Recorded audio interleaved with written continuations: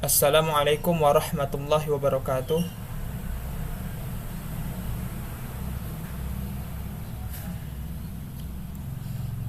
Bismillahirrahmanirrahim. Assalamualaikum warahmatullahi wabarakatuh. Perkenalkan, nama saya Hakami Munziri Sastra dengan NIM 191050505020 akan mempresentasikan tugas mata kuliah Pemikiran Hadis Orientalis D yang diampu oleh Bapak Ahmad Yafiq Mursyid. Adapun pembahasan kali ini mengenai tokoh orientalis yaitu Michael Alan Cook. Sebelum mengenal lebih lanjut Michael Alan Cook, saya akan menjelaskan orientalis itu apa. Jadi orientalis itu sebenarnya adalah kajian tentang ketimuran. Cuman semakin kesini secara umum kajian tentang ketimuran, namun spektrumnya lebih dikhususkan menjadi kajian Islam dengan berbagai latar belakang dari akademis maupun latar belakang kolonialis. Langsung saja biografi singkat Michael Alan Cook lahir tahun 1940.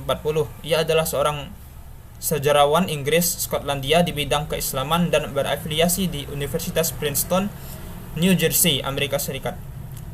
Dia mengambil pendidikan sejarah dan Oriental Studies di King's College, Cambridge sejak tahun 1959 sampai tahun 1963.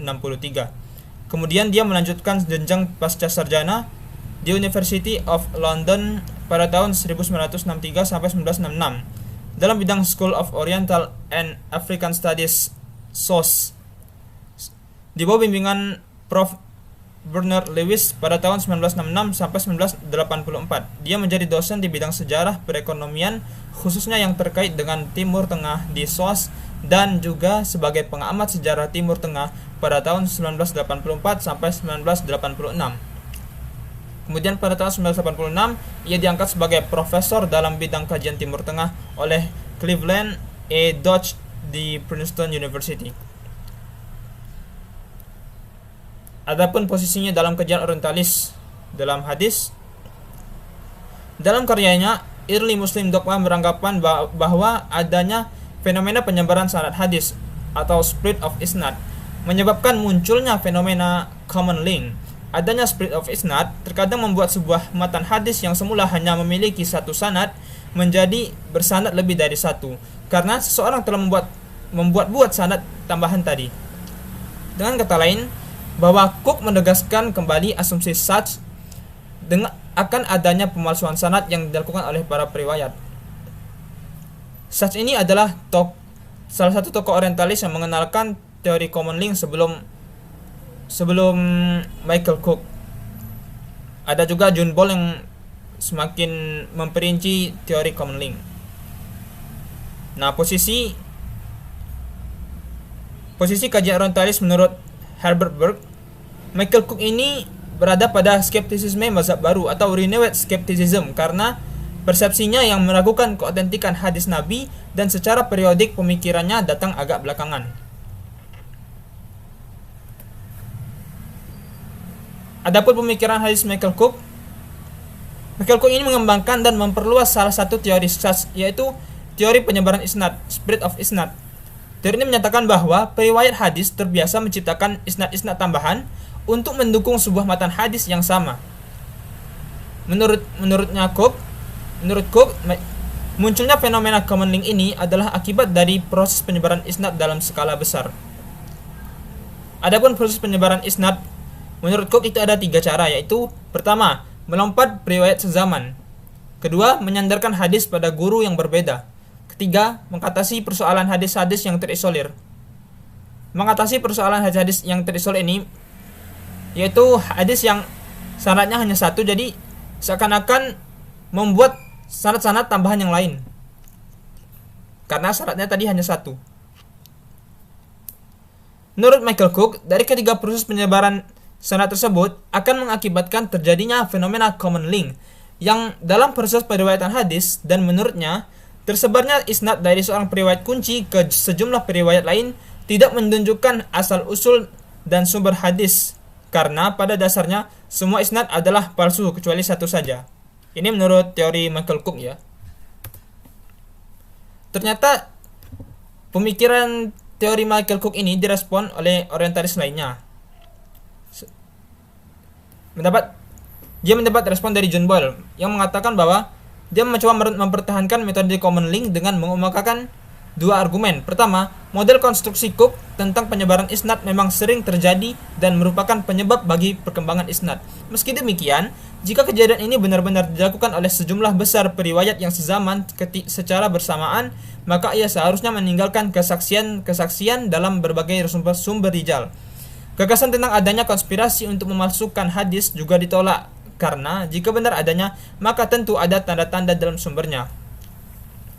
Yang kedua, apabila sejumlah periwayat hadis berasal dari satu orang dan atas dasar prinsip Cook ditegaskan bahwa semua jalur periwayatan adalah palsu kecuali satu, maka fenomena kebetulan semacam ini harus dijelaskan, yakni mengapa sejumlah murid masing-masing dengan alasannya sendiri dan bekerja sendiri-sendiri tanpa diketahui oleh semua murid yang lain, balagak seolah menerima hadis yang sama dari seorang guru yang sama. Menurut John Boyle, fenomena kebetulan ini tidak dapat diterima.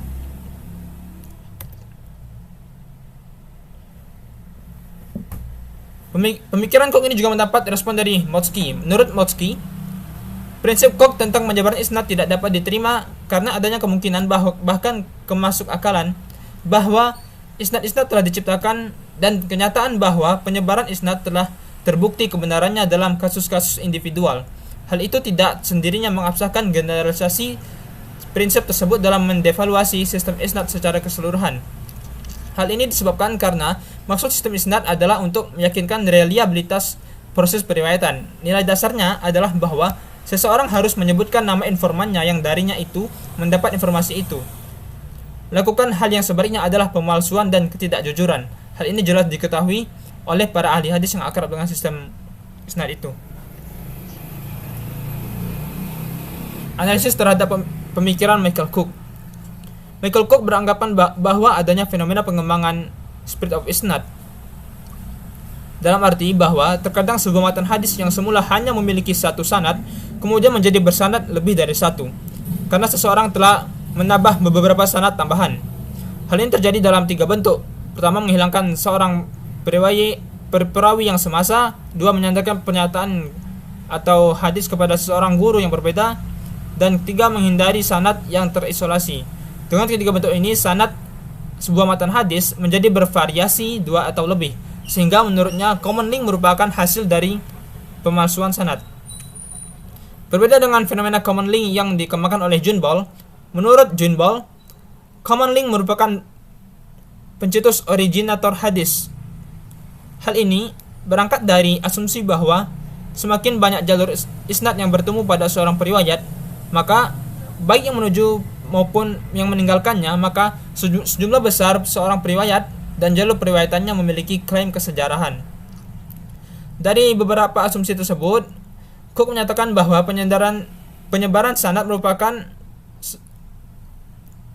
hal yang telah merusak teori common link dan membuatnya tidak dapat dioperasikan lagi.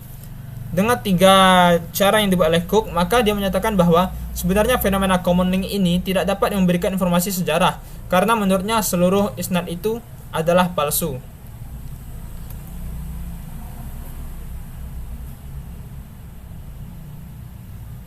Kesimpulannya,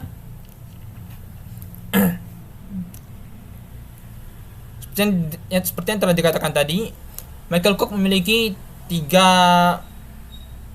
teori penyebaran isnad. Ada tiga tadi, yaitu menghilangkan seorang perawi yang sezaman atau melompati perawi yang sezaman, menyandarkan ke guru yang lain, menghindari sanad yang terisolasi. Dan teori Michael Cook ini banyak dikritik oleh para tokoh orientalis lain, di antaranya John Boyle dan Harold Motzki. Beberapa kritikannya terkait dengan konstruk teorinya tentang penyebaran isnad yang terkesan hanya. Jadi menurut Harold Motzki dan John Boyle, teori Michael Cook ini terkesan hanya imajinatif, hanya imajinasi belaka, karena kurangnya didukung dengan bukti-bukti sejarah.